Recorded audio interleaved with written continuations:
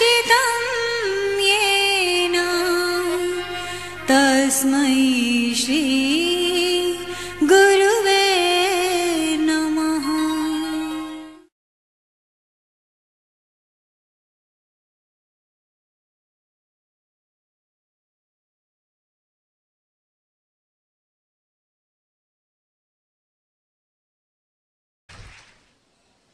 इस युग के महामानव,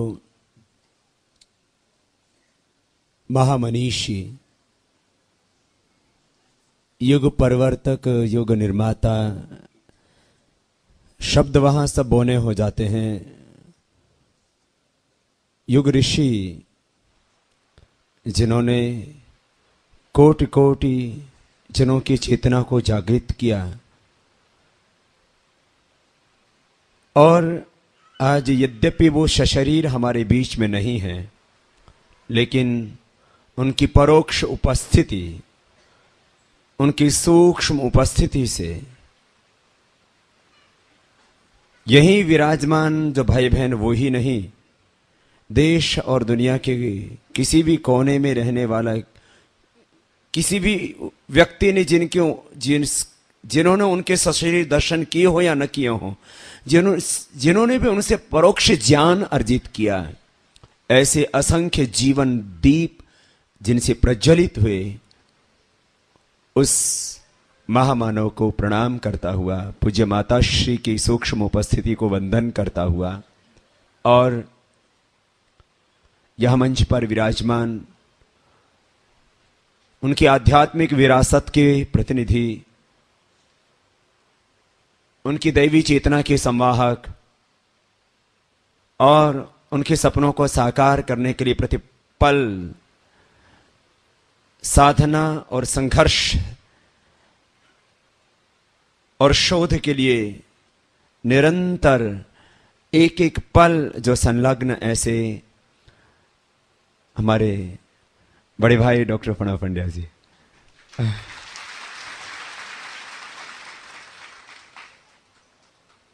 उनके दाएं बाएं विराजमान गुरुदेव के सेनानी, उनके कर्म क्षेत्र के योद्धा भाई श्रीवेश उपाध्याय जी, बाल से श्वेत हो गए हों, लेकिन इनका वीर्य और इनका शौर्य आज भी जवानों से कम नहीं, इनके हौसले बहुत बुलंद है।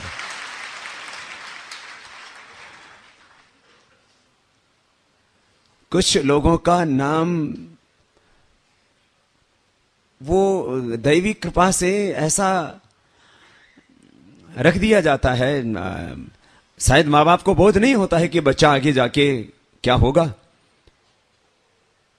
अब पूज्य पिताश्री बैठे हैं सत्यनारायण पंड्या जी यहां पर। अब प्रणव शंकर जो है वो प्रणव माने ईश्वर।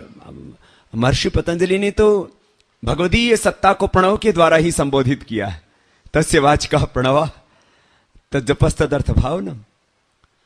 अब वो प्रणव ईश्वरीय सत्ता को इस धरा पर प्रतिष्ठापित करने के लिए, ईश्वरीय सत्ता को जन जन में अवतरित करने के लिए काम करेगा। शायद ये तो सत्यनारायण जी भी नहीं सोचा होगा।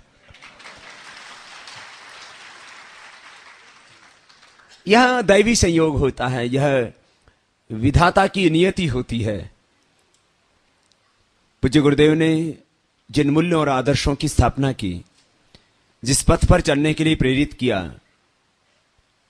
उस पथ पर आगे बढ़ रहे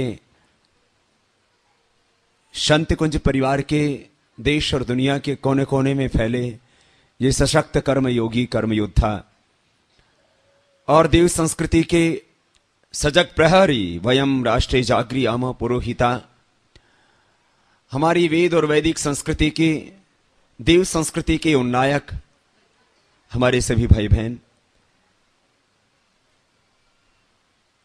जिन्होंने अपनी जिंदगी का मकसद बनाया कि यह मेरा जीवन देश के लिए है, यह मेरा जीवन वतन के लिए है, यह जीवन मातृभूमि के लिए है, यह जीवन भगवान के लिए है, यह जीवन धर्म के लिए है, यह जीवन सत्य के लिए है, यह जीवन सेवा के लिए है। और इस संकल्प को लेकर के इदम राष्ट्राय इदन्न मम, यह जीवन देश के लिए। मुझसे बहुत लोग कहते हैं बाबा जी आप सबको बहुत उपदेश देते हो। हमारी आपसे भी एक प्रार्थना है, आप थोड़ा सा विश्राम किया करो। मैंने कहा विश्राम नहीं, काम करने के लिए कहो। एक ही काम में मस्ती आती। कुछ लोग रिलैक्स होने के लिए विश्राम करते हैं। मैं तो कहता हूं कार्यांतर ही विश्राम है। जब एक काम करते करते थक जाओ तब दूसरी सेवा करने में लग जाओ, वही विश्राम हो जाएगा। तो काम करने का शौक है। गुरुदेव का भी यही संदेश था। जिसके दिल में देश के लिए दर्द और पीड़ा नहीं, जिसको इस देश से प्यार नहीं, उसको इस देश में रहने का अधिकार नहीं, चाहे वो स्वामी रामदेव भी क्यों ना हो। मेरा संन्यास धर्म बाद में है, पहले मेरा राष्ट्र धर्म है। और मैं यदि राष्ट्र धर्म का पालन नहीं करता तो मुझे इस देश में रहने का अधिकार नहीं। मेरे सारे धर्म वो भ्रम हो जाएंगे यदि मैंने राष्ट्रीय धर्म को नहीं निभाया। तो राष्ट्र देव मेरा प्रथम आराध्य देव है, राष्ट्र धर्म मेरा प्रथम धर्म है। मेरा ये जीवन यदि देश के काम नहीं आता तो मैं कृतज्ञ व्यक्ति हूं, और कृतज्ञ व्यक्ति महापापी होता है।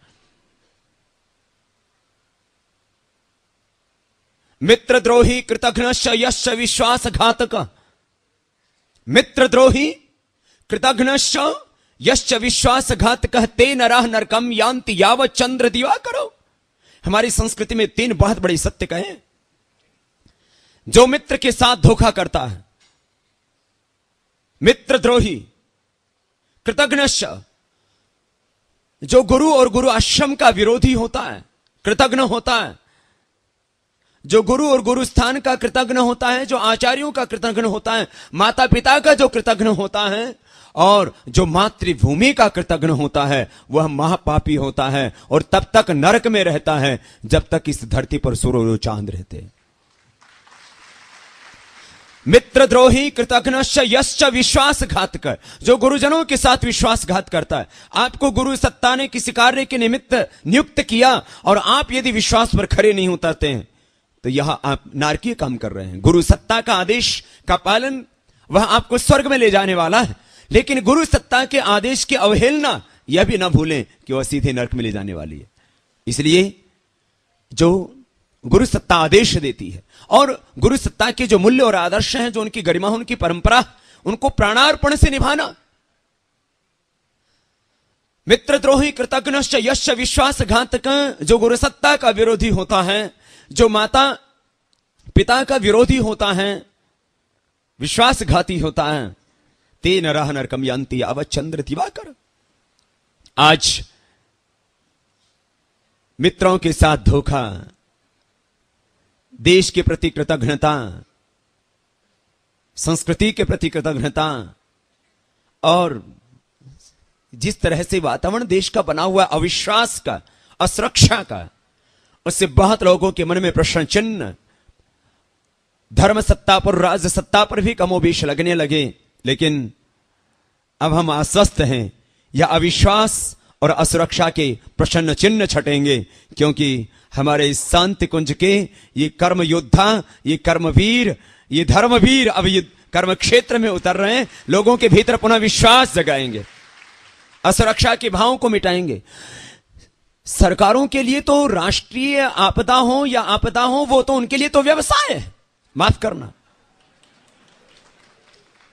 सरकारों के लिए तो आपदा व्यवसाय है।